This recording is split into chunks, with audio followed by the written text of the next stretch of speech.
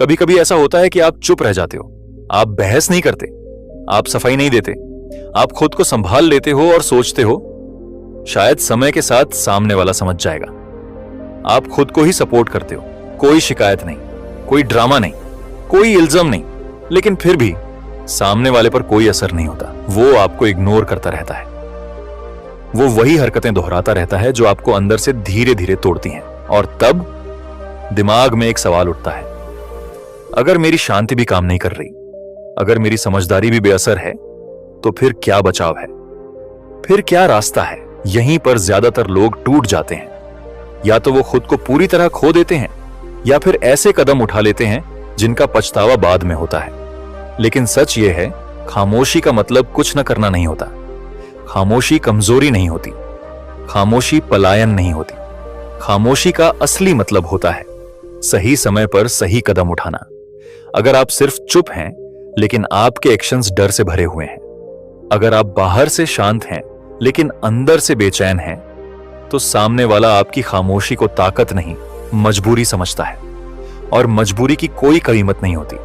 इसीलिए यह वीडियो किसी को नीचा दिखाने के लिए नहीं है, यह वीडियो बदला लेने के लिए नहीं है, यह वीडियो सामने वाले को सबक सिखाने के लिए भी नहीं है। यह वीडियो सिर्फ एक चीज के लिए है, खुद को फिर से मजबूत बनाने के लिए। यहां वो 6 चरण हैं जो तब काम आते हैं जब चुप रहना भी भारी लगने लगे। अंत तक बने रहिए, क्योंकि आखिरी चरण आपकी सोच को पूरी तरह बदल देगा। पार्ट 1, जब खामोशी बेअसर लगने लगे। जब आप चुप रहते हो और फिर भी सामने वाला नहीं बदलता, तो सबसे पहला विचार यही आता है, शायद मेरी खामोशी ही गलत है। लेकिन सच ये नहीं है। सच ये है कि हर खामोशी प्रभावशाली नहीं होती और हर शोर बेकार नहीं होता। खामोशी तभी ताकत बनती है जब उसके पीछे आत्मविश्वास हो, स्पष्टता हो और खुद के लिए सम्मान हो।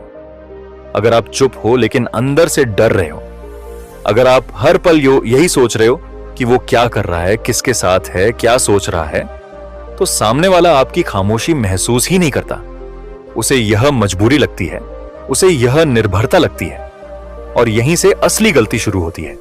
लोग सोचते हैं बस बात बंद कर दूंगा तो सामने वाला खुद समझ जाएगा। लेकिन लोग शब्दों से नहीं, बदलाव से समझते हैं। अगर आपकी खामोशी से कोई फर्क नहीं पड़ रहा, तो इसका मतलब यह नहीं कि आपको फिर से बोलना चाहिए। इसका मतलब यह है कि आपकी दिशा गलत है। आप चुप तो हैं, लेकिन आपकी जिंदगी वैसी ही है।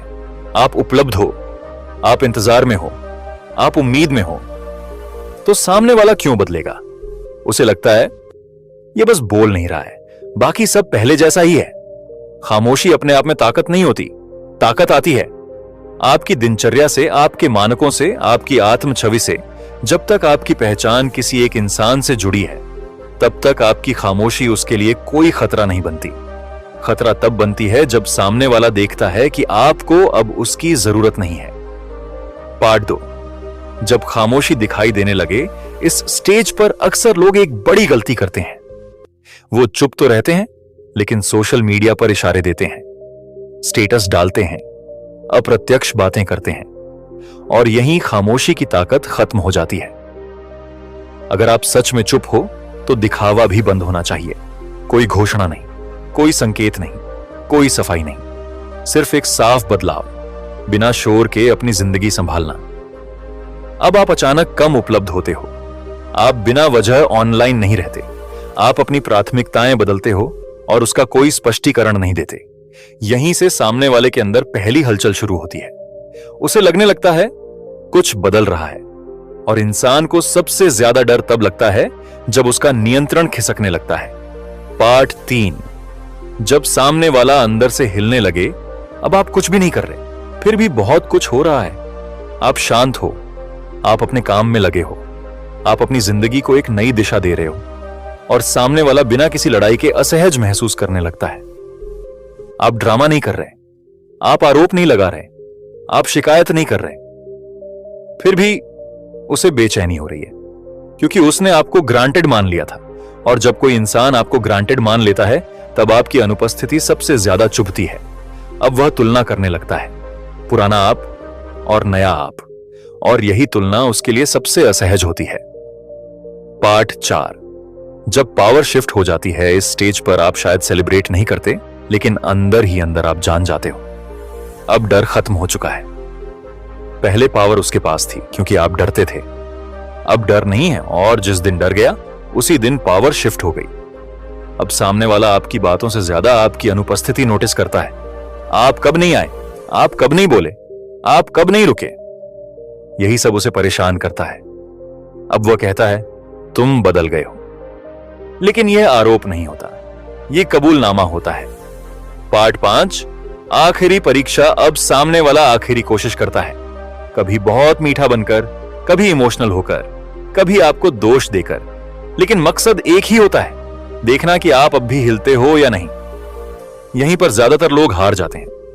वो फिर से खुद को समझाने लगते हैं, फिर से सफाई देने लगते हैं। लेकिन असली ताकत यहां है स्पष्टता बिना स्पष्टीकरण, न लड़ाई, न भाषण, न ड्रामा, बस एक शांत व्यवहार जो सब कुछ साफ कर देता है। पार्ट 6, जब खामोशी आपकी पहचान बन जाती है, अब आपको फर्क नहीं पड़ता कि वो रहे या जाए। आप अब यह नहीं पूछते मैं कहां गलत था, आप पूछते हो क्या यह मेरे मानकों के लायक था। अब आपकी जिंदगी में लोग कम होते हैं लेकिन साफ होते हैं, कम आवाज होती है लेकिन स्पष्टता होती है। अब आप जानते हो हर रिश्ता आपकी जिंदगी का केंद्र नहीं होता, कुछ रिश्ते सिर्फ एक अध्याय होते हैं और अध्याय खत्म होने पर किताब बंद नहीं होती, आगे बढ़ती है। खामोशी का मकसद किसी को सिखाना नहीं था, खामोशी का मकसद आपको बचाना था। और जब आप खुद को बचा लेते हो तो बाकी सब अपने आप साफ हो जाता है। वीडियो अच्छी लगी तो एक लाइक करें और चैनल को सब्सक्राइब जरूर करें।